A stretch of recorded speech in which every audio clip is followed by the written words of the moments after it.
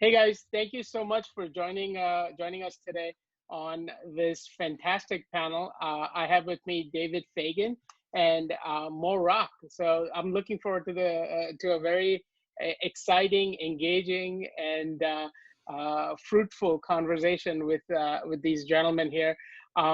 Couple of quick housekeeping notes. If you guys have any questions, please click on the Q&A button and leave us a question right away. Don't wait till the end. Start putting them in there. We'll get to them as we go through the conversation, and we'll have some time allocated at the end for those Q&A as well. Second thing, just to give you a quick update, we do these kinds of educational events every Thursday. So make sure you follow us on our social media, Facebook, Twitter, Instagram, LinkedIn. We have presence in all of those locations. Make sure you follow us there to get up-to-date news on what's sort of coming up next Thursday, I should say. We have a fantastic panel that's focused on all the fundamentals of what it takes to be a successful founder and to create a successful startup.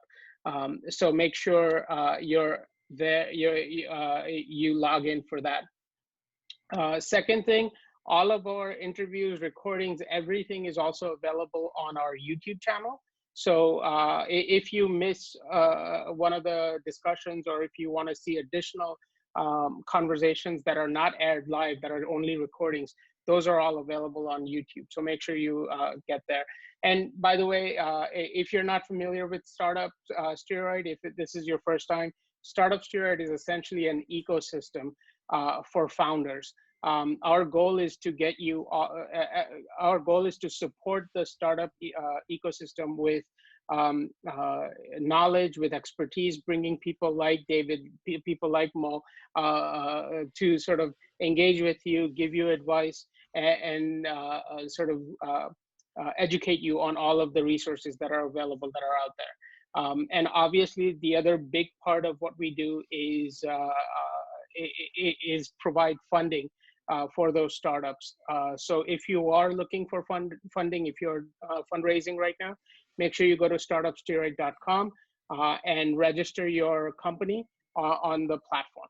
Okay, having said all of that, a lot of housekeeping, apologies for that, but let's get to the main event for today. I want to welcome David and Mo.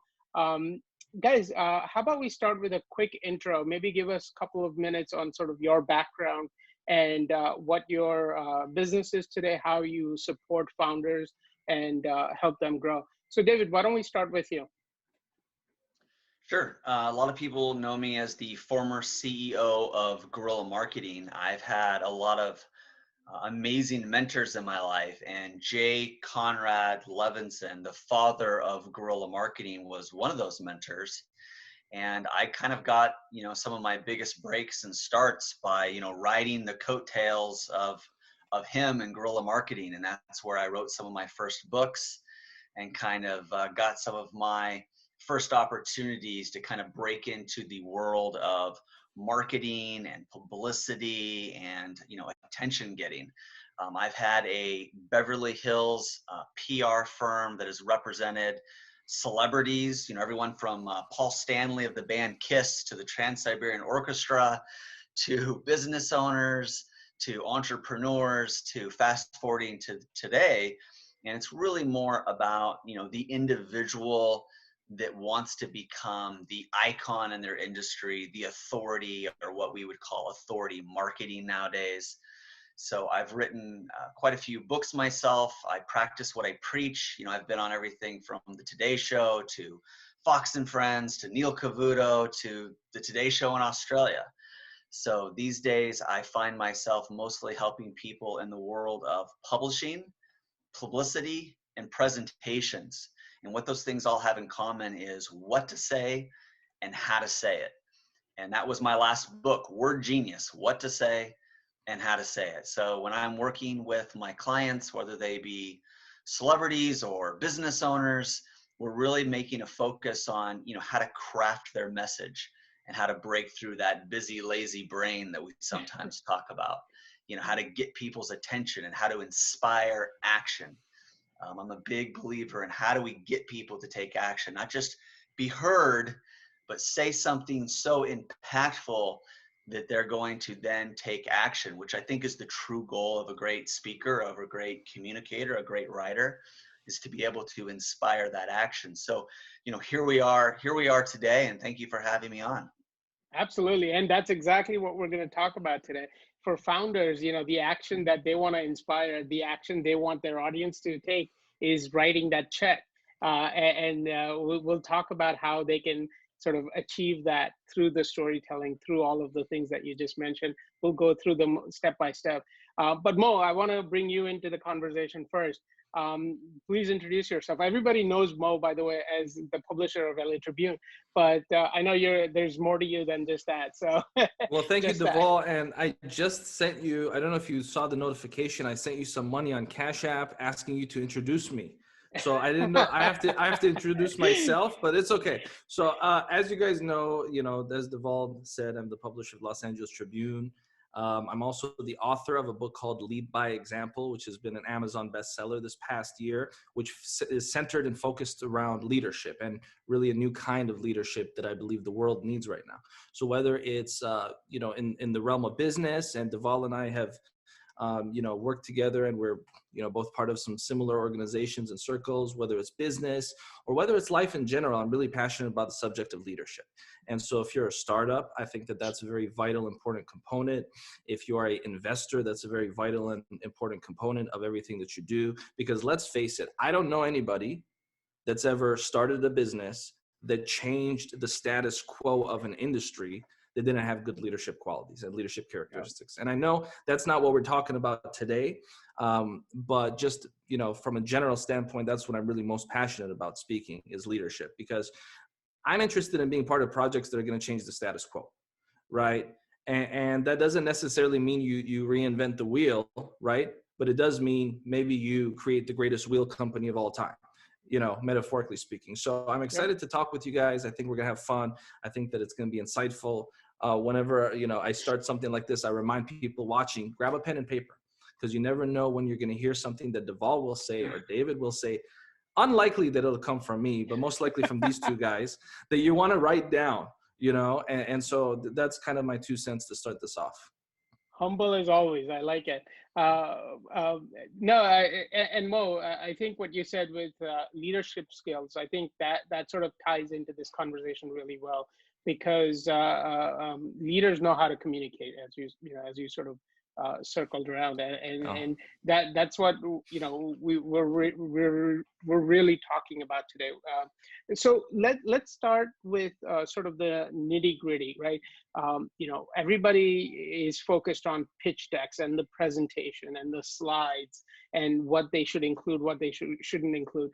And quite frankly, you guys can sort of tell me if I'm wrong on this, but to me, the font or the color or the photos, they really don't matter. What matters is the story you're telling. So David, why don't you start us off? How do you sort of see that presentation? And we'll start with the sort of the hard, the actual pitch deck or the PDF PowerPoint document that you're working with. How do you sort of first think about that document? Well, and I very much understand what you're saying, is that some people get overly concerned about the graphic images. And, that is very true. But I would also balance that out with saying that, you do want a visually impressive, presentation. And imagery can be massively important. And, I would almost rather have images that convey a lot of emotion rather than image that has a ton of words on it. When we have a ton of words, it kind of becomes what we call death by PowerPoint. So there is definitely a balance there. Yep. But visual aids can really position us well when we know that we need to make complex things simple. Okay. How are we making complex things simple? A Venn diagram can make something complex very simple. Some kind of quadrant, some kind of infographic, some kind of checklist can make something very complex simple. I've done a lot of media interviews and major media interviews. It's not because I'm making things complex. You know, they want people to simplify those things. The person who wrote the foreword for my book, Word Genius, is Kevin Harrington, the original shark from Shark Tank. And he actually said in the foreword of my book, he wished everyone who had ever appeared before him on Shark Tank would have first read my book, because in my book, I talk to them about, look, don't get in there and try to blow people away with industry jargon. That's not going to do any David good, on right? the audio, Deval? So we need to make complex things very simple. Can you still hear me okay? Yeah, I can still hear you. Yeah. Okay. Okay. Mo did this with the speaker there, so I thought for a second maybe you couldn't hear me. So yeah, that's one of the things that I think about is, you know, what kind of visual aids are you going to use? How are you going to make complex things simple? How are you going to say a lot with very little? And how are you going to, you know, avoid that industry? Oh, now I lost David.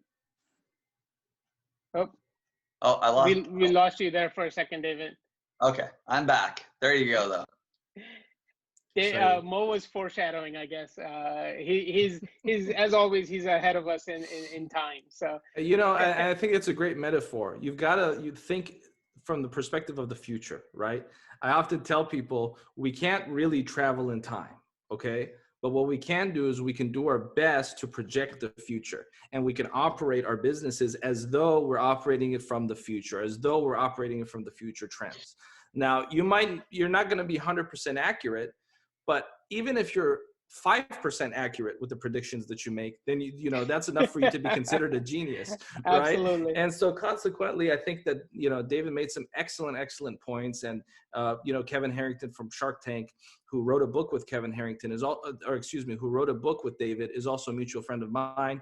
And David and I are, of course, coming off a tail end event where Kevin was a speaker. And what is a consistent theme, within the world of investing, is you ultimately, and I ultimately, I'm going to invest in the person, right? I don't care how nice your presentation is. I don't care how great your numbers look. If I don't like you, if I don't feel a good connection with you, if I don't trust that you're going to do the right thing with the money, if I don't trust that you're a person of integrity, if I don't trust that you're a person that's responsible, your presentation and your numbers could look so incredible, and I'm not going to touch you with a 10-foot pole. So one missing element that oftentimes gets forgotten about in this whole process is the human element. At the end of the day, I know that some people are shocked to hear this, but investors are people, right?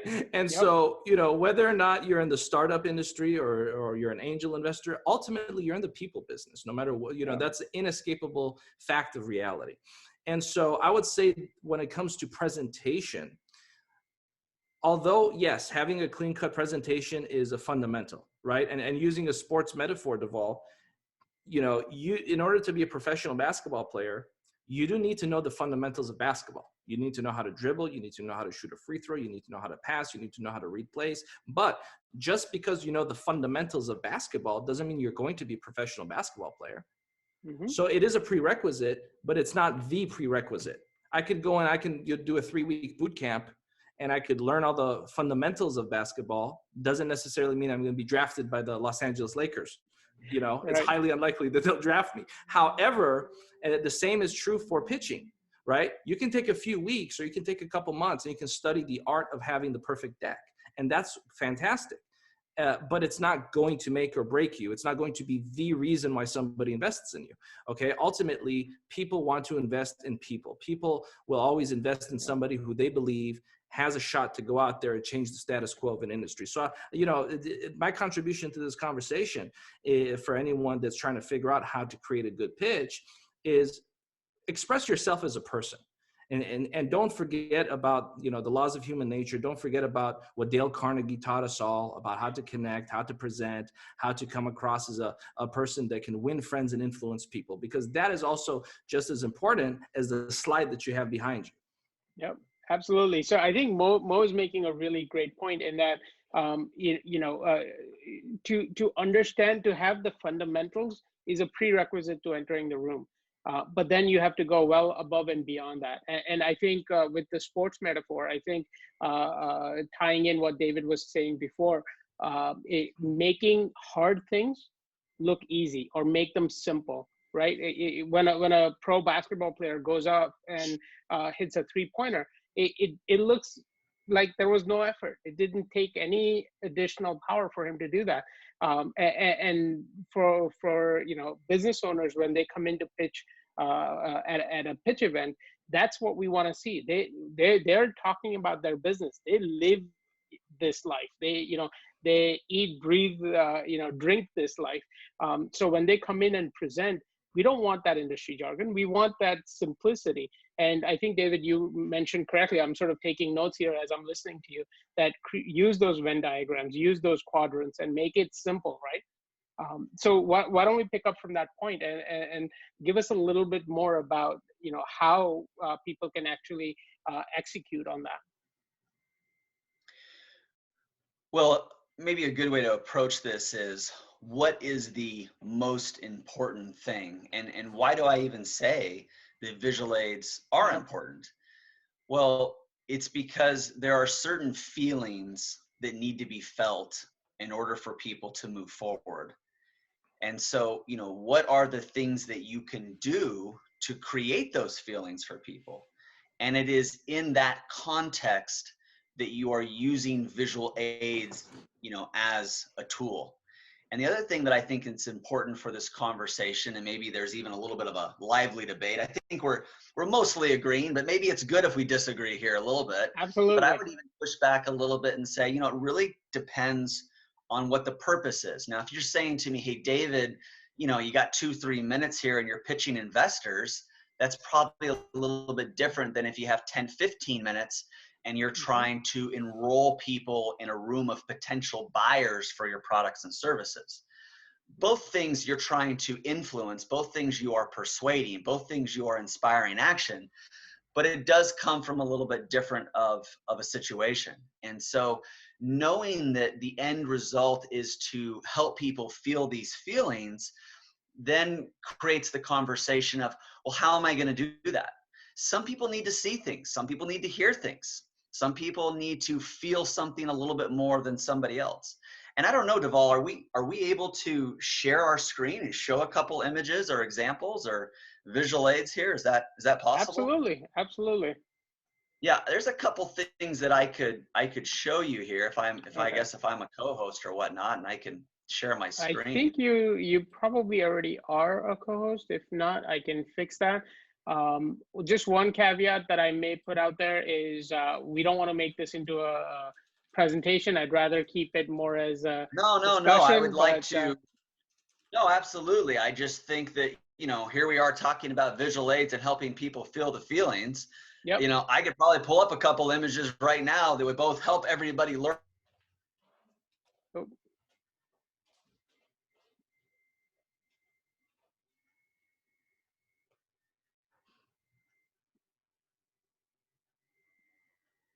I seem to have lost both of the guests, so let's see. We seem to be having a technical issue. Mo, I think you're still on. If you want to just turn your camera back on, it seems to be off. But we seem to have lost David. So let's hope that he connects back in 1 second. But I think David was making a great point in that, feelings are much more important than, okay, hold on 1 second.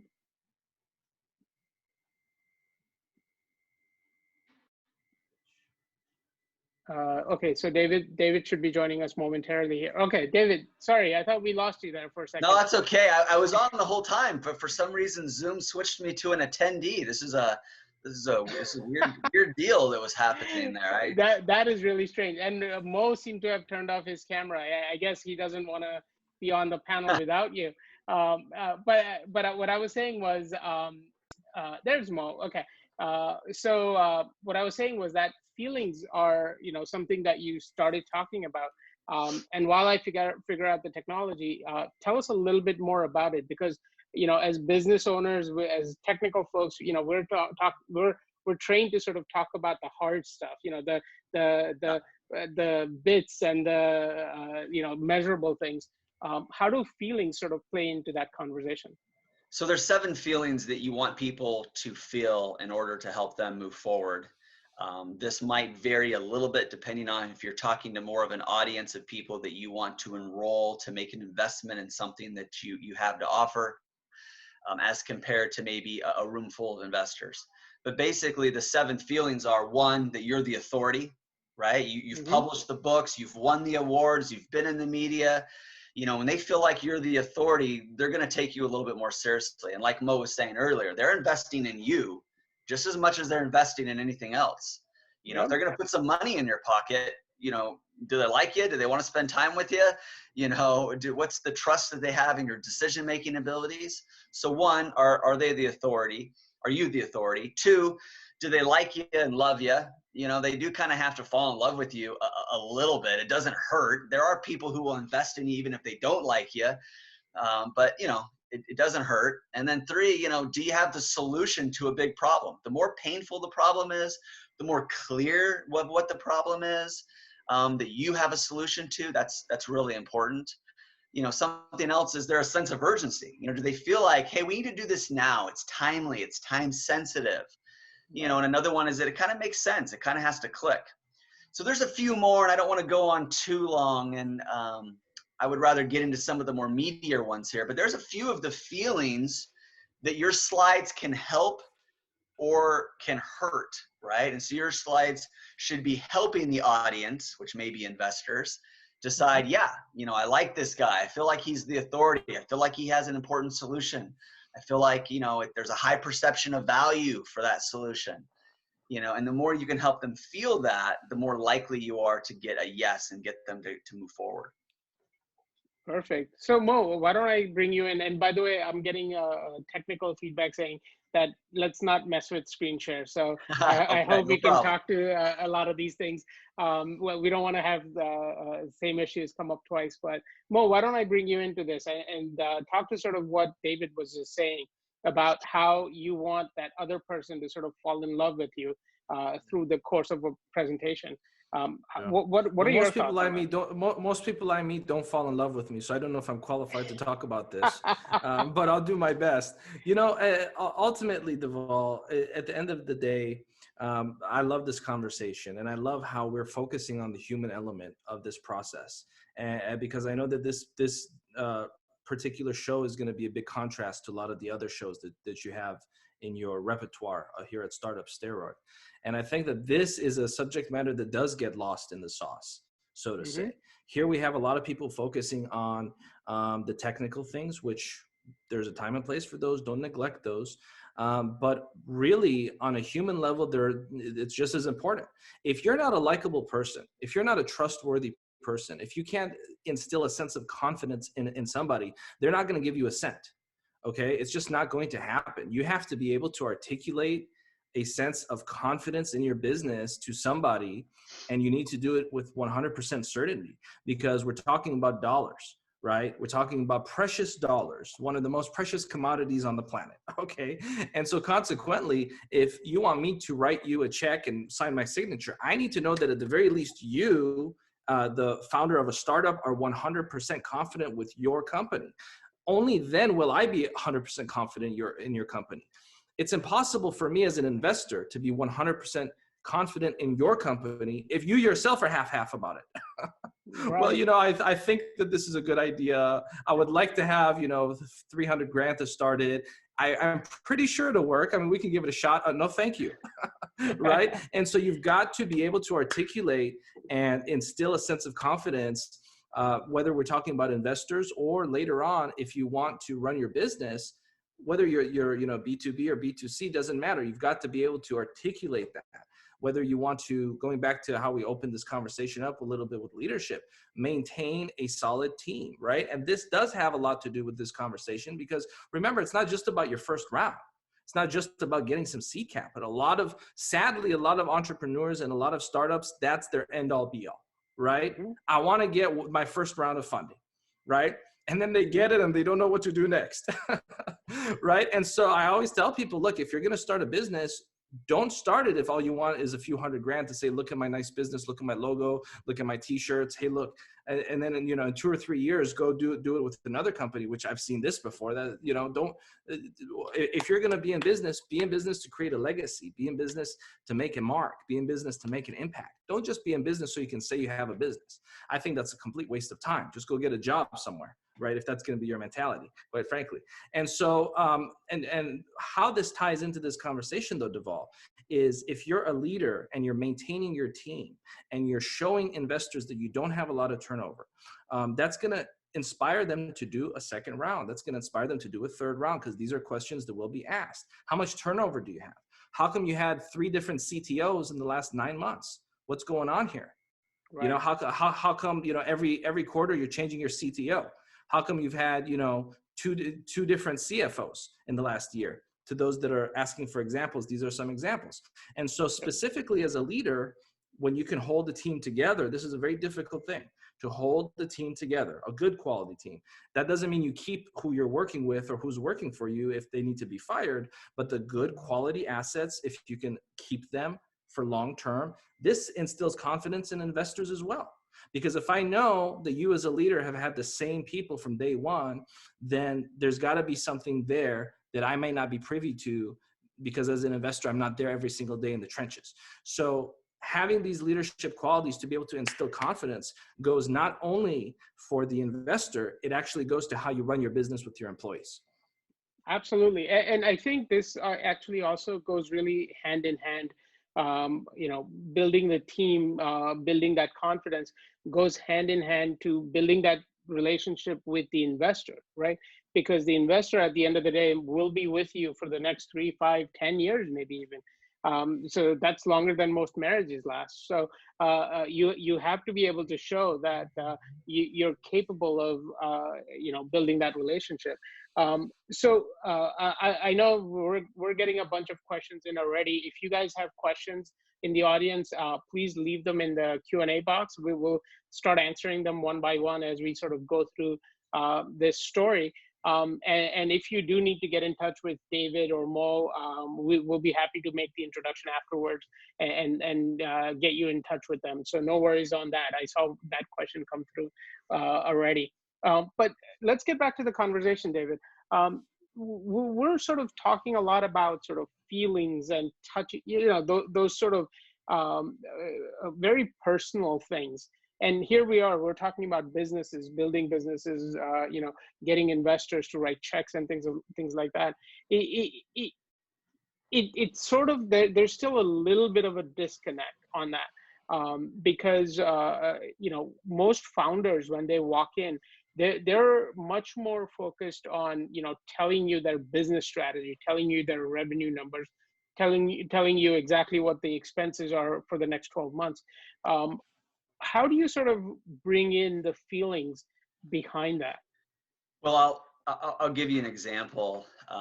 I've had rooms where I have had financial returns and I've had cold, hard numbers and data, and it didn't really go anywhere.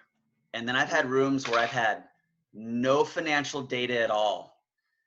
And I just showed the books I wrote, the awards I've won, the celebrity testimonials I have, the excitement for my project, and people have written me 6-figure checks. And they didn't see any numbers at all. Why would they do that? Right. Because they felt something. They felt a connection to me. They felt like I was the authority. They felt maybe like I had some kind of, you know, celebrity expertise. And you might be saying, well, David, how do I get that? Well, that's a whole other conversation. But the bigger point here is that these people are humans and they are driven by feelings, and so many of them make decisions with their gut. And I'll go back to that if you want me to, but I think there's something else that's really important that I want to get into before there's even questions here. And if there's only one other thing I get to share, I want it to be this, and that is I want people to have a courtroom style approach, okay? I want you to act as if you're the attorney and you are there to argue your case before the judge and the jury. And when you are going to argue your case before the judge and the jury, it's not going to help for them to hate you. Okay. It's going to help if they like you. But more importantly, you're biased. Why am I going to believe what you say? Right. So I have to learn that everything I want to say needs to come from expert testimony, independent third-party witnesses, right? You know, I can say, hey, I believe this to be true, or I can say, you know, last year Harvard did a study, and in the study it showed that this is the trend. I could say, hey, this is what I think, or I could say, hey, Mark Cuban says sales cures all, and so because he believes that, I've went out and done da da da da. So whatever I want to say, I don't want to say it through me. I want to say it through the voice that those judges respect. I want to say it through the voice of which those judges respect the source. You know, what's the school? What's the study? What's the research? What's the famous well-known person? And I'm there presenting a case, right? And I've got to find out if I'm going to be found guilty of getting some money, right? Or I'm going to be found innocent of not being prepared, right? So when you think of it that way, it starts to shift your thinking and preparation to not you saying so much about what you think and you shifting into, I've got to prove this. You know, I've got to prove this with, you know, the right quotes, the right research, the right data, the right case study, the right facts, the right figures that they're going to believe in most. That's fantastic. And David, to that point, let's keep going. And then Mo, you can obviously jump into this conversation also.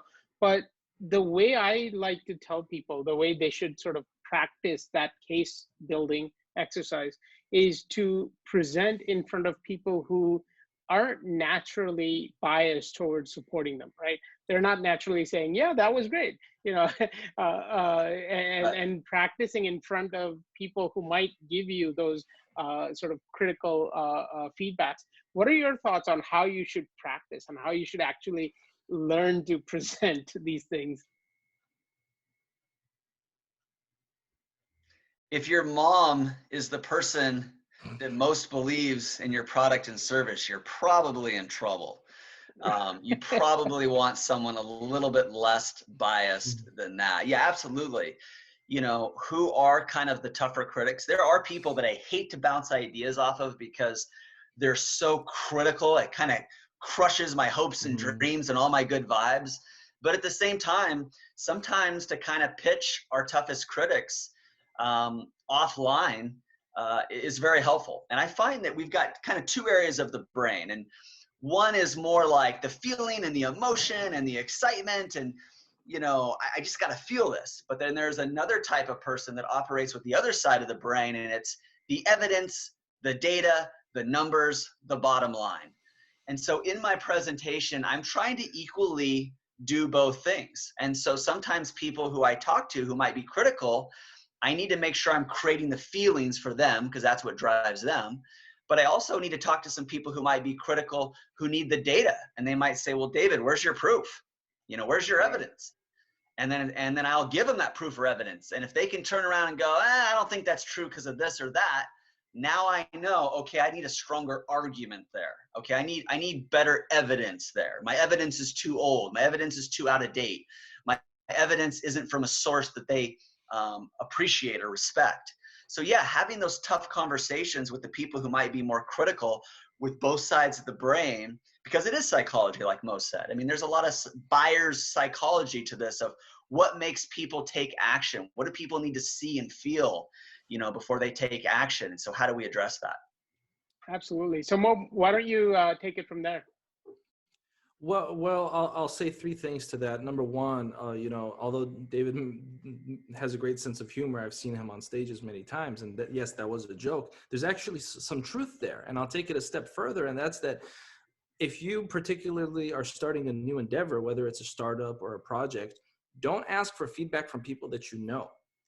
Okay, so when I'm talking about people that you know, what am I talking about? I'm talking about friends. I'm talking about family. I'm talking about if you have a job, you want to start a startup, your coworkers. When I say people that you know, I mean people that you know. So this is not people on your social media. This is not people on your Facebook. This is not people on your Instagram. step outside of the ecosystem of the people that know you exist as a human being. Because I say this, and I've said this on stage before, you know, as you know, I get invited to lots of conferences, etc. And people, you know, I might follow up with somebody later and they're like, oh, you know, Mo, I got advice from someone I didn't know. I got advice from a neighbor from church that I barely see once in a while. I'm like, no, I said someone that you do not know.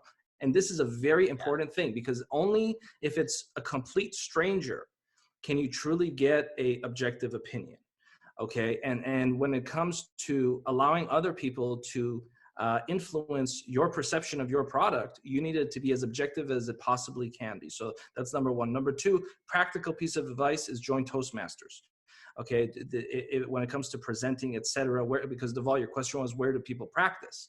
Right? Yep. There's so many free resources, so many low-cost resources available, like Toastmasters, etc., that you should sign up for, especially if you want to go and raise funds for a startup. I think that's a simple thing for people to do, and to kind of get the ball rolling with their comfort level with public speaking and sharing a message and crafting a story, etc. And, you know, I would say third, just go and do it and be active, and don't get stuck in analysis paralysis, which I see a lot of people do. You know, a lot of people, they start a project, they start an endeavor, Deval, and they're like, well, when the ducks line up, you know, in a year, next year, when the ducks are lined up in a row, that's when we're going to go out and launch and get funding. Well, I have news for you. Ducks, they don't line up in a row. I don't know if you guys have ever, I'm from Minnesota. You know, where I grew up, there's always lots of lakes, land of 10,000 lakes. I've seen lots of ducks in my life. Not once have I ever seen a bunch of them line up in a row. I'm still looking for that moment. Okay. And so don't wait for ducks to line up in a row. Go out there, go into the trenches, and you're going to learn as you grow. David, it looked like you wanted to say something in the middle of that. I want to give you an opportunity if you did. Yeah. Well, you know, people would show up in our Beverly Hills office, and secretly what would start to come out is they wanted somebody to believe in them. David, I just need someone to believe in them. Well, that's nice, and I appreciate that, but we want to know that you believe in yourself so much that you don't really care whether I believe in it or not. But what Mo said that kind of made my ears perk up a little bit is, not only do we not want the friends or family, not only do we want somebody who is kind of removed from social media to reach out to, we really want somebody who's in that demographic. So it drives me absolutely nuts when people will come back to me and they'll be like, David, I just got some really good advice. And they tell me the advice, and I say, oh, well, where did you get that advice at? And they said, oh, my uncle, you know, he's a mechanic. And it's like, oh, well, who's this product for? Oh, it's for teenage girls. Right. You know, I'm sorry, but what would that have anything to do with that, right? And so Mo's totally right. We've got to get, you know, not that friend from church, or that, you know, neighbor, that random neighbor, or, you know, the hairdresser or whatever. Now, if we are dealing with something with the general public, maybe, but for the most part, again, we need expert opinions. We need somebody in the industry. One of the things that Mark Cuban is famous for on Shark Tank is he doesn't invest in something he doesn't know. It's like, yeah, I don't really know that, so I'm out, right? Absolutely. So, you know, finding people who know your industry, who potentially could invest, as well as talking to people who know your industry, can be really helpful. There are people that I can help a ton when it comes to crafting the message and the feelings and rounding up the evidence. But at the end of the day, I'm probably going to point you in the direction of somebody that has specific experience and a track record, a preferably winning track record in that particular industry. Yeah. And I think I'll take that even a step further and go, you know, talk to your clients, your potential clients, right? And share the ideas with them, share them with other people who you sort of connect with through those networks, because those are the people you're going to have to talk to eventually anyway, right? So why not start early? So yeah, fantastic point. Let's keep going, and I want to cover sort of these leadership skills that I know Mo mentioned before, and the, you know, communicating that you are a leader, you are capable of being a CEO, you are, you know, essentially an authority in your industry, is also very important. Mo, why don't we start with you on this? How does one prove themselves as an authority when you're starting from scratch? Well, first of all, and this should go without saying, but I do need to say it, you need to first be one, right? Yeah. And we live in a world today, particularly in the social media era, where there are a lot of people that are presenting themselves as leaders in an industry that are the furthest thing from that. And so step number one, and this is going to be the most challenging step, is to actually develop into the kind of person that is a leader in whatever particular field that they're in. And I do have to emphasize that because, quite frankly, unless you have that within your quality characteristics and attributes, and you try to present yourself as such, then you're not a person of integrity. And integrity is very important in business. In fact, I would say it's the first and foremost step of business. So to be a true person of integrity, you've got to be both honest with yourself and honest with your constituencies. Sometimes your constituencies are going to be investors. And if you're passing yourself off as an expert and you're not really an expert, then you're not showcasing integrity when you're asking for funds, when you're asking for money. And secondly is, of course, your clients and consumers, customers, et cetera. So become a person that's a authority. Earn the right. David and I have lots of mutual friends, one of which is the author of Rich Dad, Poor Dad, who's Sharon Lecter. I know a lot of people are like, wait, I thought it was Robert Kiyosaki, but that's a whole different story for a whole different day. And, I had a great conversation with her, and she said, about a similar subject matter. And she said to me 3 words that I wrote down right here on my desk, because, when she said it to me, hit me like a thunderbolt. Earn the right. Okay. So you've got to earn the right to be a leader in your industry. So step number one. Secondly, once you've earned the right, then and only then can a David Fagan speak to you and help get you to the place where you need to be to establish yourself as an authority. One, write a book. Write a book. 90, what was once a cool thing to have in the 1960s, which was a business card that you could pull out and give to somebody, no one cares anymore. And especially with the way that the world is evolving, how many times are you really going to pull out a business card in the next 12 months and hand it to somebody? So no one cares. You guys remember that movie, American Psycho, where the guy was like talking about the business card and how nice it was. No one cares. No one cares about your business card. I hate to say it. Okay. And so, but if you write a book, you have now jumped over, what is it, David? 97% of people, because only about 3% of professionals have actually written and published a book. So just by taking this one piece of advice and writing a book and publishing a book, you have surpassed 97% of your competition with regard to establishing yourself as an authority figure. And once you have that, suddenly you look to your left, you look to your right, and you're only competing with 3% of people. So if you haven't done that, take that leap, write that book, make that step happen for yourself, and you'll hopscotch over 97% of your competition in a matter of months. Yeah. There's actually a list I have that I've given out for about a decade that I call the top 12 accomplishments that really qualify you to be the authority or the celebrity expert. I even wrote a book called Cracking the Icon Code. And in that book, Cracking the Icon Code, I talk about, again, how do you earn those accomplishments? How do you earn the right? And some of those accomplishments are testimonials and endorsements. Somebody who can get lots of testimonials, endorsements, and there's an art to getting testimonials and endorsements. I have over probably 1,000 of them. I started numbering them on YouTube. And so there's a way you can get more testimonials, endorsements than you can handle if you know what to do with it. Conversation for another day. Winning an award or winning awards, that can qualify for you. Having before and after pictures, right? Here's a broken down, busted up house that I bought for this. Here's what I resold it for this, and here's what it looked like. Hey, here's a person who's 50, 60 pounds overweight, and here's their energy, and they look slow and they look sluggish. And then here with them losing that 50, 60 pounds, and now they look happy and fresh.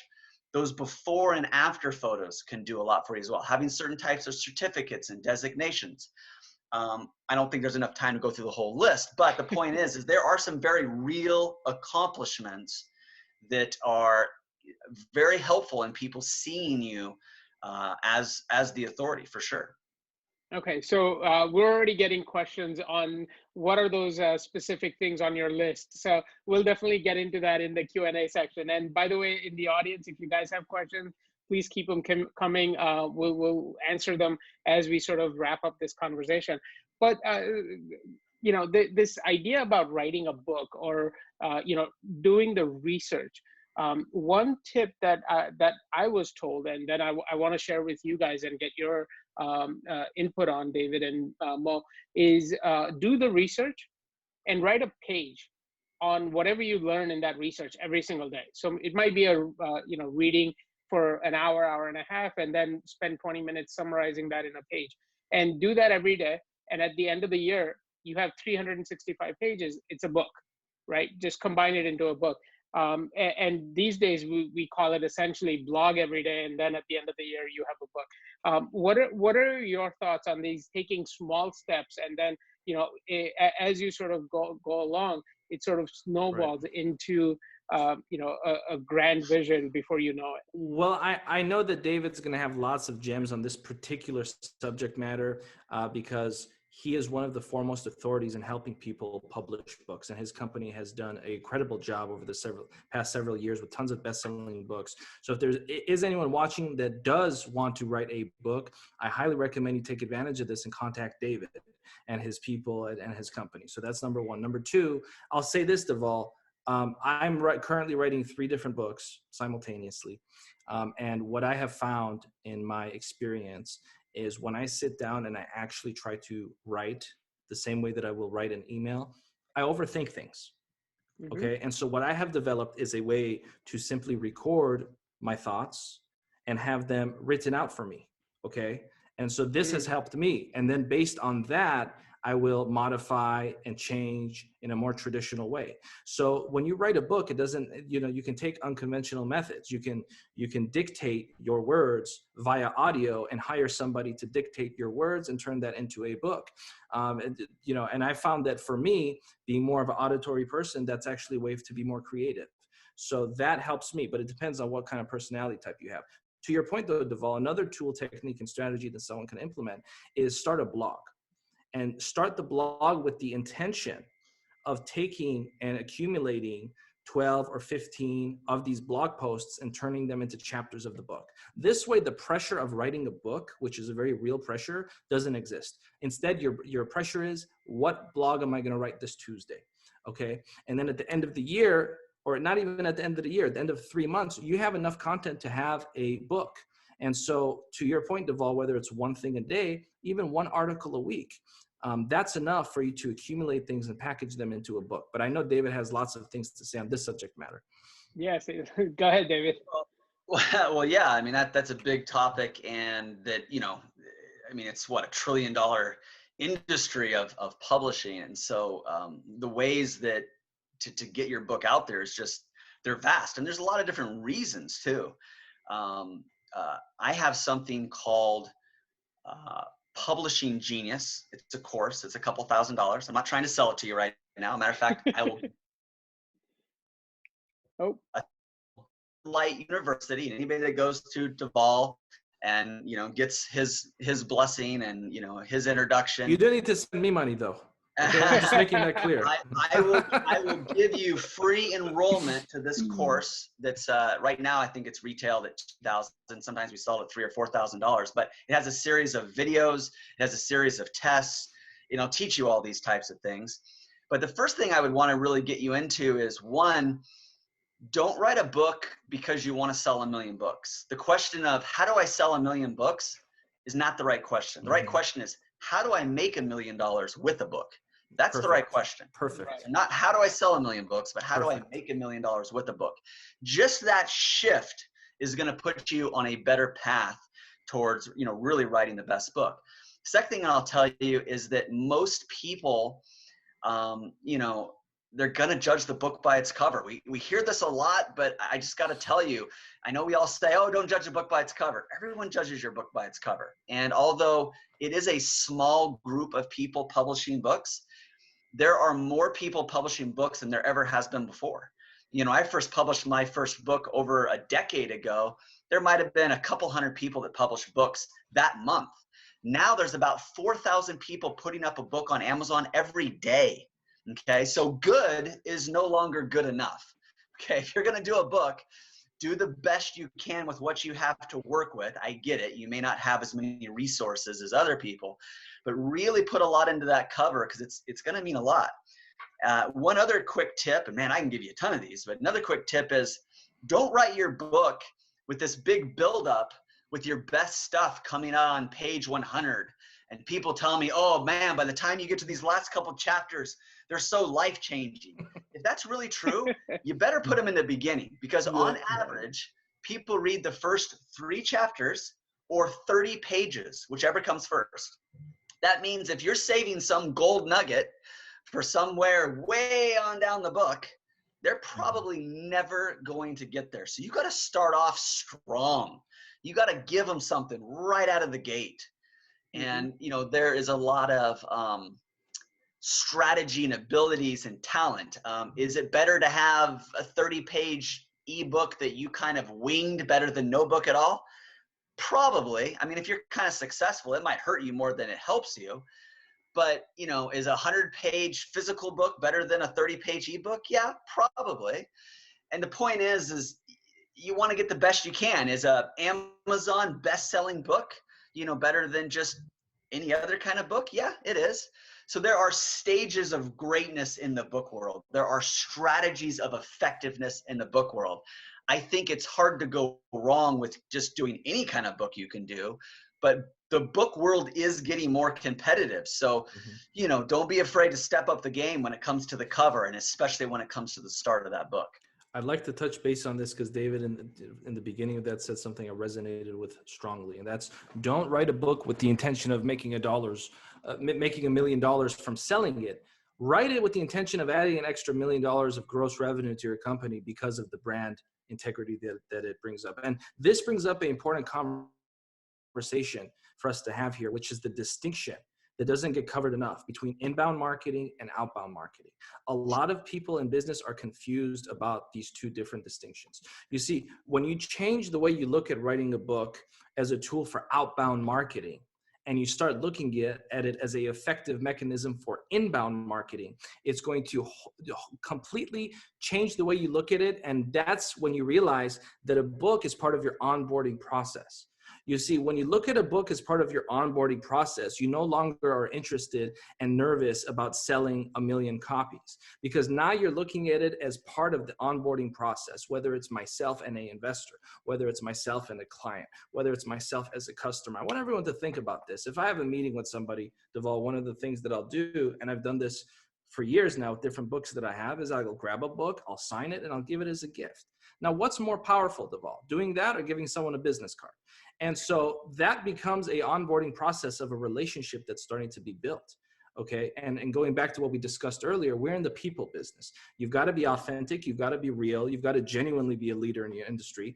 And then once you do that, and I remember, David, when I heard you speak 6 years ago, David and I did a humanitarian project where him and myself and about 40, 50 other business people, we traveled to the Yucatan and we spent several days refurbishing a children's orphanage. And while we were not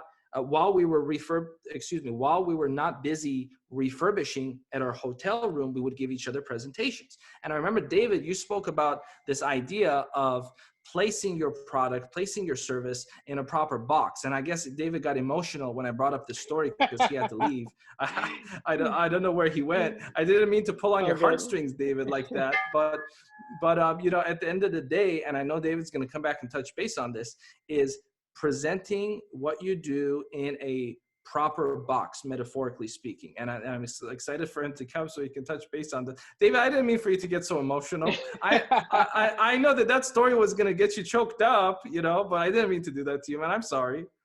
No, I went and grabbed a couple books because. Got it. There you go. Enough, you know, your books become a prop, and props are really good when you're pitching. And your product can be a prop, but a book can also be a prop. And there's so many times that I'm doing exactly this. Hey, here's my book, Word Genius. Look, the foreword was written by Kevin Harrington. This is what he said. Isn't that so cool? But, you know, this book here, you know, Guerrilla Parenting, How to Raise an Entrepreneur. This book here isn't even really a business thing for me, but this opens so many doors for me. I mean, this is how I usually talk about entrepreneur education on there. Look at some of these though, like this woman works as a breakup specialist and helping people get out of divorce. The book's called The Split, another book we help people do. This book here, Resurrecting Hope, there's a woman, Janae Kreidner, in California who runs something called Grandma's House. And she's taking women off the street, and she takes them and puts them in something called Grandma's House. And this is kind of a story of her life and how she got into taking women off the street. We helped her write this book. She threw a gala. We got the actor Timothy McDermott involved in the project. He auctioned himself off at the gala, and we raised. I still have him, David. He's actually in my closet. Should I bring him out for you guys to shoot? So Dylan McDermott, the actor, got involved in the book launch and the gala and auctioned himself off. And so did we make a ton of sales from the book? No, but the book got her on, Good Morning America and Redbook, and got actors involved in the gala and celebrity appeal. And now all of a sudden she's raising donations. I could make the argument that this book helped raise all of that money. It created awareness. And I could go on, and I won't. But yes, I get very passionate and wound up by some of these things. I mean, this is a woman who did clutter-free living. She's just helping people declutter their closets, and she did a book, and she's making money, right? So I think we get the idea that Yeah, don't get me started here. So imagine Deval. Study after case study. See, I'm practicing what I preach. I'm giving you case studies here. Yeah. I'm giving you evidence. Now, I know there's a lot of constituents that are watching this, but for those in the startup sector that are looking for funding, imagine if your first deck is, hello, Yep. my name is John Doe. I'm the author of, Telehealth 101, which was a best-selling book. Or even if it wasn't a best-selling book, I'm the author of Telehealth 101, right? Yep. And Deval, I use the term telehealth because those people that were lucky enough to be involved in telehealth this past year or two, I mean, they're the ones that really exploded with the changes in the world. But imagine if you were in the process of getting funding and that was the first slide. Okay, as an investor, you have my attention now, because what that shows me is that you've done your research, you've established yourself as a authority figure in whatever line of work and industry you're in, and you're going to go about this from a more professional level. And I know, statistically speaking, 97% of people in any industry have not written a book, professional industry. Of course, the number is much greater with the general public at large, but professionals, 97% have not written a book. So how many people that are startup founders have written a book? I haven't seen a Gallup poll regarding this, but I'm curious to see what that figure is. My assumption and assessment would be it's higher than 97%. So it's probably 99%, meaning if you're a startup and you're looking to getting funding and you write a book, you've established yourself in the category of only 1% of other startup founders. Yep, and I think the book is obviously an incredible credibility indicator, and it sort of puts you on the, in the top tier without, even a second thought. But it might be a big ask for an entrepreneur who's already building his business and is working, 80 hours a week in that. So I want to touch on some of these other sort of a new age tools that we now have, social media being obviously number one. I've heard of people publishing papers on LinkedIn. Now, with apps like Clubhouse, you can have regular sessions where you're answering questions, where you're communicating with your clients on your expertise. What are your thoughts on all of the entire, if you would, we can wrap everything up into social media, but it's obviously bigger than that. What are your thoughts on all of these other things you can use as credibility indicators? David, why don't I go to you first? Well, what's some of the ones that are jumping out at you? Because there can be a long list. Like, other than publishing a book, what do you think is the next, big thing? What do you think most of your people, what's the industry that they're in, just to kind of give some scope to it? Yeah, absolutely. Depending on the industry or the audience, it could be different things.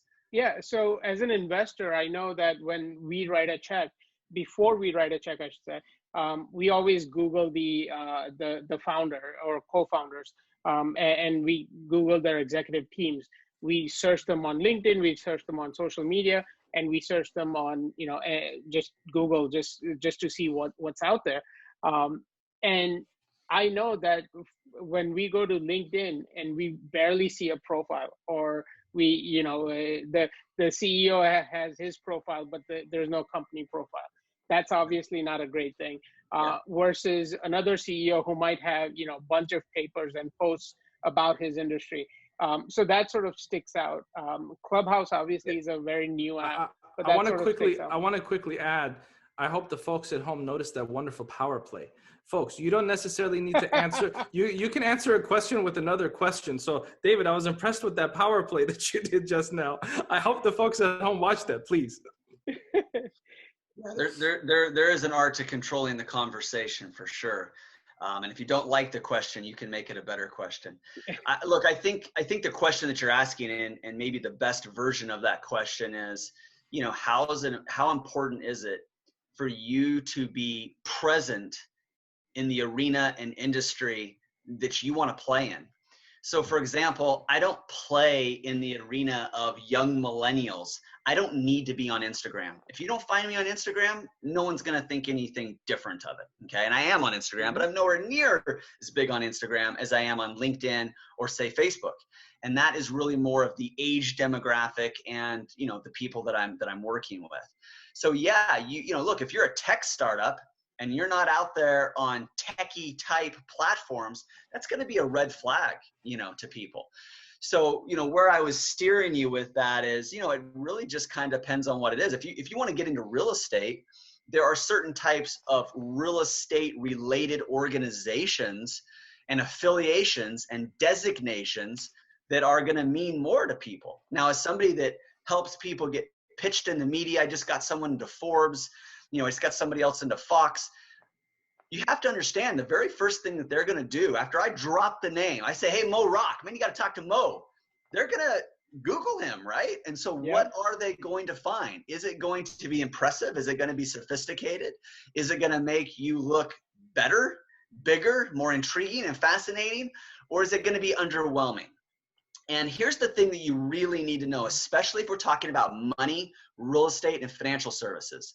And they won't say this, at least most of the time they won't say this, but like producers, and I've been on Neil Cavuto and things like that, they are scared to death that they are going to have you on their show and somebody's going to see you and then they're going to go cut you a big check and you're going to turn out to be a fraud. And then that person is going to go to them and say, hey, you just had this person on Fox or CNN. You just had this person on. I just gave them some money and they're a total fraud. You guys didn't do your homework. So they are absolutely going to do their homework, especially what it is in the world of the financial arena. And so you need to kind of think in advance. As a matter of fact, I would say a good website is really the sun in your marketing universe when it comes to your own personal advertising. Now, you can accomplish the same thing with a really impressive LinkedIn profile, and that will come up really high. And so you can make the argument of, hey, I have the social proof and the information I want out there. But really, if you want to play big, unless you're some kind of exception to the rule, having a site that really positions you as the celebrity expert or authority that you are, it's big time. It could be a deal killer or roll out the red carpet. Absolutely. Fantastic. I have a couple of questions here that I want to sort of start to answer, and I want to tell the audience, if you guys do have questions, please put them in the Q&A. We'd love to answer them. I have these guys for another 20, 25 minutes. I want to make the best use of that time. But having said that, the first question is, if someone is in their, starting out in their garage, how do they sort of prove their leadership or authority in a given industry? What are your sort of best tips or, how-tos for something like that? It's interesting you use the word proof, because the first thing I tell people they need to get is what I would call proof of concept or a working business model. And there's three things to a proof of concept. One, you have a product or service to sell. Just ask yourself, do I have a product or a service to sell? Two, are you actually making money off of that product or service? There's exceptions. Facebook didn't technically make money for a long time. They brought in investor cash, but for the most part, you want to be making money. That's step two. And then step three, are people so happy with the product or service that they bought from you that they are giving you testimonials and they are referring you people? So 1, product or service. 2, you're selling it and making a profit. And 3, people are so happy with that product or service that they're referring you people or giving you testimonials. If you have those 3 things, you have proof of concept. So if you're new and you're starting out in your garage, what I would tell you to work towards as fast as you possibly can is you need proof of concept. And you want to go back to Shark Tank and investors and things like that. It's one of the very first things they're looking for is, do we need to trust you that this is going to work? Do we need to try to trust the data that suggests this is a good idea? Or can you really say, I'm already doing it? It's done. I'm doing it. It's an up and running business. It's just that I could do so much more if I had capital to advertise and market and expand and, produce my product at a cheaper rate. That's where the conversation gets sexy and fun and exciting, but you've got to get that proof of concept and working business model as fast as you quickly can, in my opinion. Absolutely. No, that's a fantastic point. Mo, I want to bring you in. What are your thoughts on how someone who is literally working out of their garage, how do they get that, leadership or authority title in their industry?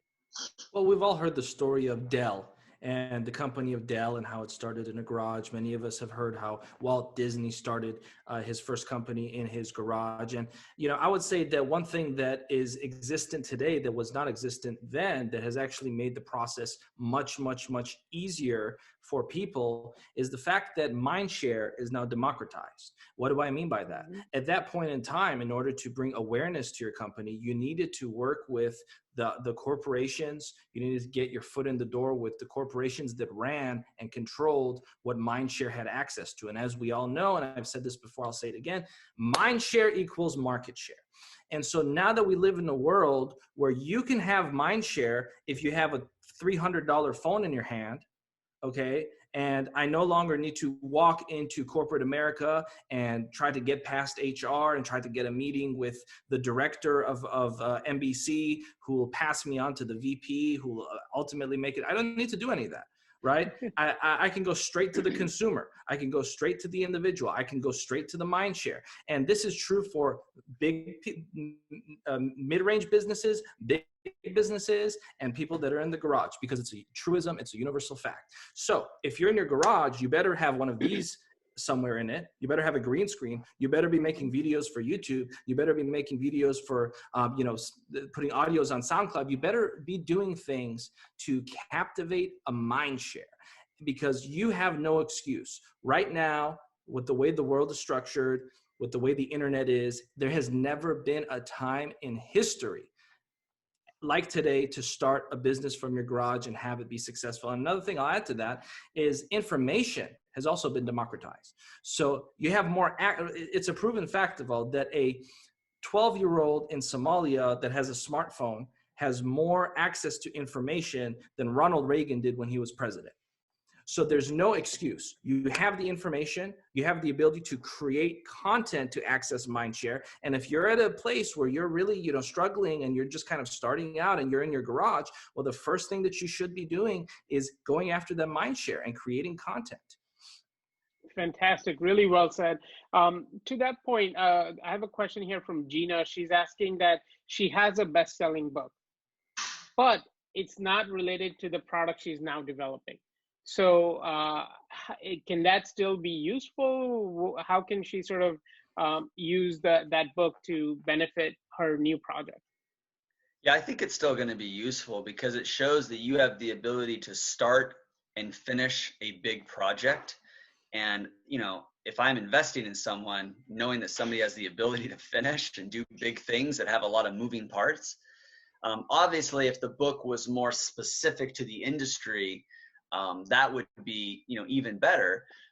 But, there's a lot of things that can be gleaned off of that. And I even teach people some phrases. And one of those key phrases to say is, although I'm new to this, I'm not new to this.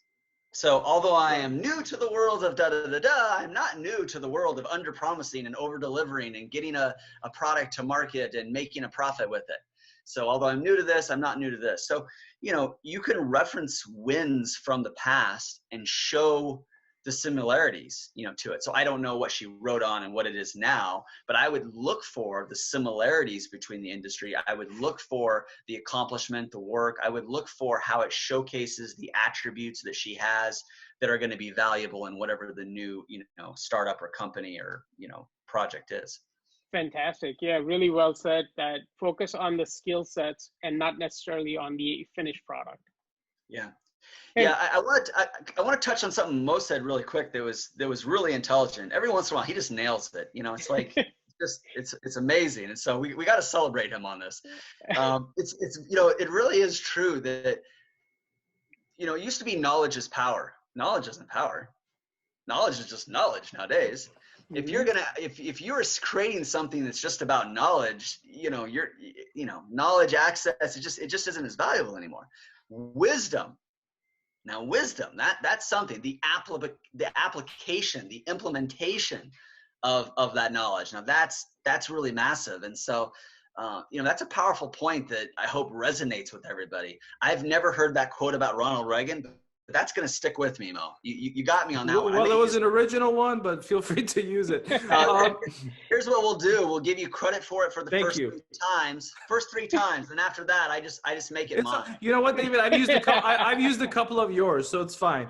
Okay, there you go. It's all fair then. It's all even, yeah. I appreciate that. Thank you very much. Deval. I just wanted to zero in on that because people don't see knowledge the right way anymore. And it's really about wisdom nowadays. It's about application and implementation. And ideas, the problem with ideas is if they haven't been applied or implemented so that we can see the results, they just don't carry the same weight. Yep. No, really great points. And I was going to go to Mo with these, with the action step, topic, because I know Mo is constantly executing on what he needs to get done. You want to see if Mo can go 2 for 2? You want to see if he can go? Yeah, let's see it. Guys, let's see what the Vegas odds are. Can Mo go 2 for 2? So Mo, tell us about, this ability to take action is sort of that's most important. What are your thoughts on that? Well, Deval, I'll say that sometimes people get stuck in their own mind. And, you and I both, share a lot of mutual friends and are in similar circles. And a lot of the people that I know, I'm a little eclectic, Deval, with my associates. So I have people that are, that I consider friends and associates like David, who, they're constantly on the front end of things, right? They're out and about, they're building connections, they're making their presence of their company known, and they're operating as a chief evangelist on a regular basis. And then I also have associates and acquaintances and friends that are really back-end focused. And these are our software engineers. These are people in IT. These are people that are, by nature, they're a little more analytical with regard to, and a little more soft-spoken, and they're not necessarily the chief evangelist type that could go out there and make the presence of their company known, but they can execute and do project management well, or they can program well. And what I find is a balance is important between these two things, but oftentimes, Deval, there's a lot of smart people that are grossly underachieving because they get stuck in analysis paralysis. Right. And I know I'm circling back to this, but I think it's a very important point for people to realize is when you're over analyzing and when you're spending more time thinking than you are acting, that's a big problem. And I know a lot of people that are remarkably talented that are not even making a small fraction of what they could be making as far as an impact in the world of business, because they're spending more time doing what? They're spending more time thinking than they are acting. I know there's people watching this right now that are way smarter than me, but I promise you, in the next 7 days, I'm going to be doing a lot more things than you are, not because I'm smarter than you, but because while you're thinking, I'm out doing. Exactly. So stop thinking and start doing. Really well said. Okay, fantastic. David, this is perhaps a question for you because Can I tie on to what Mo just said? Really? Yeah, Can I tie on to what Mo said really quickly? Another way to say what Mo's talking about is speed to market. He's so right. Speed to market. I remember there was a time, I don't know if you guys remember this, like there was a credit card, and on that credit card, you could put all of your credit cards on one card. And so while this company was developing the technology to put all of your cards on one card, Apple's like, oh, you care about that? Well, we'll just put it all on your phone and call it the Apple Wallet. And in just months, they made a whole product and a whole idea obsolete, just obsolete, because they just beat those people to the market with an idea that was bigger, better, faster. So one, we don't always have to come up with something new. We can improve upon what somebody else is doing. And two, speed to market, man, that is priceless. Speed to patent, speed to market, speed to application. So what Mo is saying, I mean, that's massive. I would rather you fail forward and have it mostly working and be the first one there, you know, do it legally, do it ethically, but be the first one there with proof of concept than just kind of have an idea that you've been working on for 2 years. When people say to me, hey, next year I'm going to release whatever, that's way too long. You know, you need to collapse those time frames. You need to say, next month, I'm going to have this visual thing that people can touch and feel and see. Sorry, go ahead. I mean, Thank you, David. Really, yeah, really good way to sum it up. Oh, you did it. 2 for 2. 2 for 2. A lot of people in Vegas are happy right now.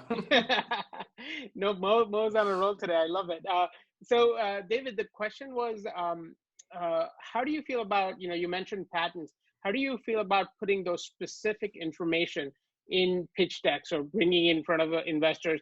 Do you have to have the patent number? Do you have to have, specific details like that in a presentation? No, totally unnecessary.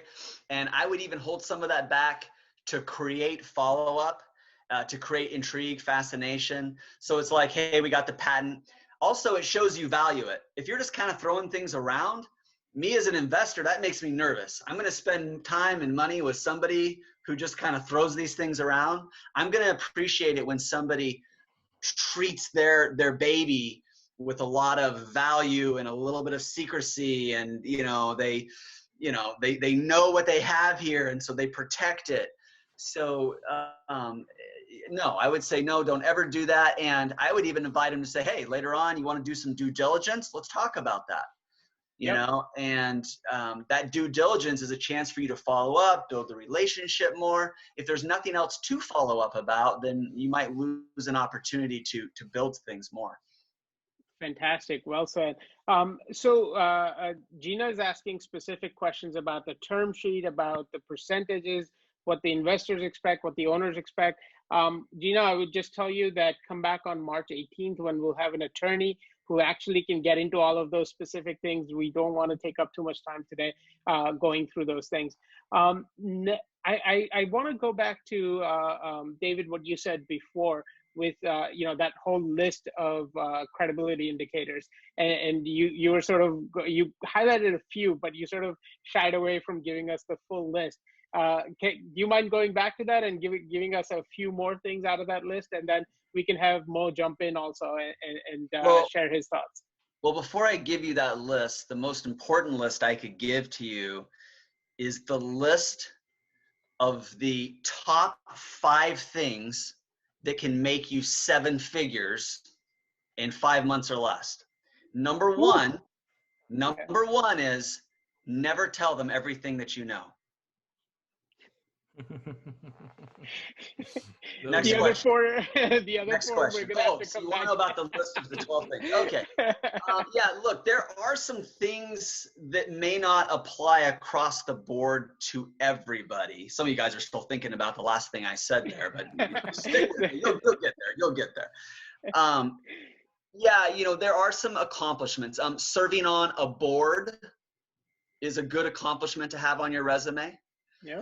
Having a record of owning or running a successful company in the past, even if you were a manager at some place, right? But that can be a really important thing. Having testimonials and endorsements. There is a slight difference between testimonials and endorsements. I don't know if there's enough time for that. By the way I approach things, there's never enough time for everything. Then there's also celebrity testimonials and endorsements. That's really a whole different kind of thing. And not just celebrity, but highly trusted people. For example, a doctor's testimonial endorsement, if it's about a medical product, that's massive. If I have an educational product, I might get a testimonial from California's Teacher of the Year award winner, right? What does that do, right? So it's not just testimonials, endorsements, but what kind of testimony endorsement? There's various awards, that you can win. I don't know if you've started doing that, or the Los Angeles Tribune started doing that very much, Mo, but I think that's a great opportunity for you. For us, we give out awards. Matter of fact, we do a Lifetime Achievement Awards.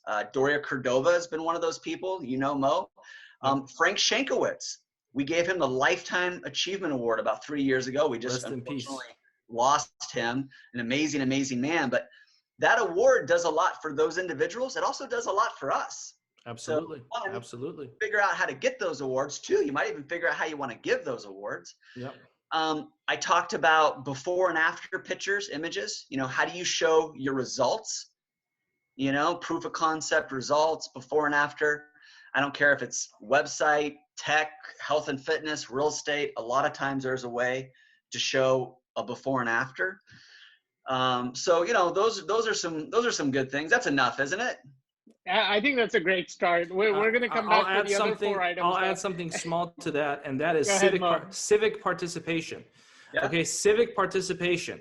Now, whether or not you want to get involved in a political campaign, whether or not you want to work with your local mayor's office, what people don't realize is civic participation is something that every U.S. citizen can do.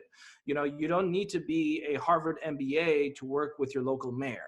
You just need to have the desire and passion to make an impact in your local community. So I'll just add civic participation is an important part of this journey. Yeah, Mo's absolutely right. I spoke at an event with Dr. Bob Gates, the only former Secretary of Defense, did work both with Democrats and Republican president. And that is massive. And here's why.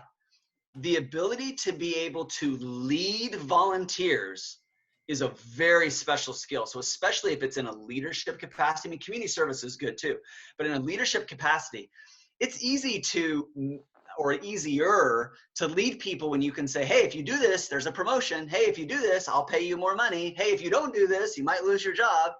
It's much harder to have a volunteer who doesn't really have to be there and can really just kind of quit at any time.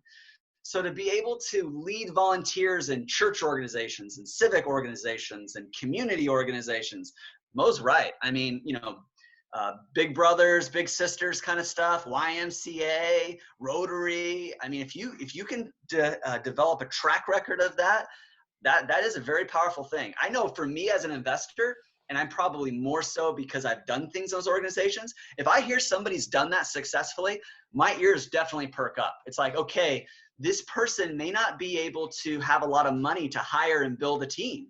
So the fact that he can run with very little money and he can inspire people and kind of get almost that volunteer, type of turnout and work output, that's impressive to me. Absolutely. Absolutely. Thank you. Let me go to the next question here. This question I've been working through the questions backwards. So this was the first question Vinod sent in right as we got started, and I've he's stuck around till the end here. So I want to make sure we answer him. He is asking that if people from, he said specifically Bangalore, but let's say in India or any foreign country for that matter, are looking to come to United States. Obviously, I think he mentioned funding. Obviously, we're very open to looking at entrepreneurs from offshore. But the question is, what kind of support can they expect to get in United States if they want to enter this market? Thoughts on that? Yeah, I don't want to say you're starting out with like one strike against you, because it's not a strike, but people and investors, and whether they'll admit to this or not, I don't know, they're very scared about people who don't have roots and could leave the country with money fairly easily. So to turn that into a positive, I think you need to be thinking about, how do I show them that I have roots, I'm established, I am, part of the American banking system, different types of, what's the word I'm looking for? Not just testimonials, but like references, good references and associations. That's going to be important, because I would say some of the biggest areas of concern I've seen in lost money is when it was just really easy for people to go someplace else, you know, with the money. There's a lot of stories specifically in the Southern California area, I know with people that me and Mo know of, where there was a lot of roundup of cryptocurrency and different types of crypto money with, you know, different vehicles. And the money pretty much disappeared and the people pretty much disappeared. And, you know, organizations with scary acronyms got involved. And so, you know, you want to take away some of that fear and doubt and just really show that, you know, you're here, you're based here, you have roots here. You know, you're tied into the American banking system. You know, that's kind of the way I would approach it. I would say if you've been listening to this powerful forum and time, and thank you, Deval and David. I know we're going to wrap up soon, but if you've been listening to that gentleman who's with us, and you follow the directions and directives that we discussed, meaning you put a book out, you start creating content on YouTube, you start building a community, you establish yourself, then the only shortcut that you have, okay, is to find an American business partner. That's your only shortcut. And so once you have, let's say, a YouTube channel up where you're discussing how passionate you are about your industry, and you've spent a few months building your reputation as an insider in this industry, then you're going to entice someone in the United States to possibly be your partner. That's the only shortcut that you have, is to find the right partner in the United States. You know, as an example, there's a project that was very China related, Deval. So I found a partner in China. I didn't say I'm going to go to China without anyone and try to, you know, read Mandarin for Dummies on the flight and figure it out while I'm there. You know, I found someone in China through a mutual friend, et cetera, et cetera. So find somebody in the US to partner up with. Absolutely. Really well said. I would like to see you read that book, by the way, and see the result of that. But yes, I would only read the first 3 chapters, David. There you go. First 30 exactly pages. Right. And what I love about Mo right there is he gave the very succinct answer. So again, he just out answered me right there. If this was a contest, he said in about 3 sentences. I just want to outshine David. That's my goal today. I said in about 10 to 20 seconds. That's all I want to do. So there you go. There you go. Good job. That's a fantastic high point sort of that we can end on today. Thank you guys so much for coming on. I really appreciated you coming on, you sharing your wisdom and sharing all of your knowledge and experience and all of those now things it's with his turn our to get audience. frozen. Am I still around? You're still here, Deval. You're still here. Can I quickly just take a second and thank you? Absolutely. Go for it. Thank you, Deval, for putting this incredible panel up. I want to thank David for graciously allowing me to be on a panel with him, and this is a wonderful thing. And I want to thank Startup Steroid and the work that they're doing, because I think that what they're doing is they're really filling a need, a strong need, a need that's continuing to become more and more intense as we are really experiencing a shift and change in the world, where there's going to be an influx of entrepreneurs in the next few years with startups. So I want to thank Deval and thank David for the time. Thank you, Mo. See, that's how I got my testimonial. I did my job for the day, so I'm excited. I got your payment, Deval. My testimonials are for sale, people. You can find me on Cameo. Just $5, right? That's right. I'm after volume, Deval. Fantastic. No, thank you so much. You guys have been great. I really enjoyed the conversation. I hope we can keep connecting and keep talking about business, entrepreneurship, and how we can support this community and how we can keep growing. So with that, I'll wrap it up. Thank you to the audience for sticking with us. We have another fantastic conversation coming up next Thursday. That'll be focused on the fundamentals of starting your own company and becoming a successful entrepreneur. That'll be a fantastic conversation. We'll have 2 great panelists for that. And I hope you can join us. If you are able to, go to Eventbrite and connect with us. And if you are a founder looking for funding, if you're looking to join our ecosystem, you can go to startupsteroid.com, click on the founder link, and make sure you register. And this way, once you become part of our database, we can communicate with you directly, and we can keep you posted on everything that's happening. And at last, I'll add in our social media, our LinkedIn, Facebook, Instagram, Twitter. All of that is also up and running. Please connect with us on those platforms. And if you want to watch a replay of this event or any of the other interviews that we've done, go to our YouTube channel and make sure you subscribe to our channel there. With that, I'll wrap it up. Thank you guys so much. And thank you for the audience for connecting with us today. Thanks, guys. Thank you.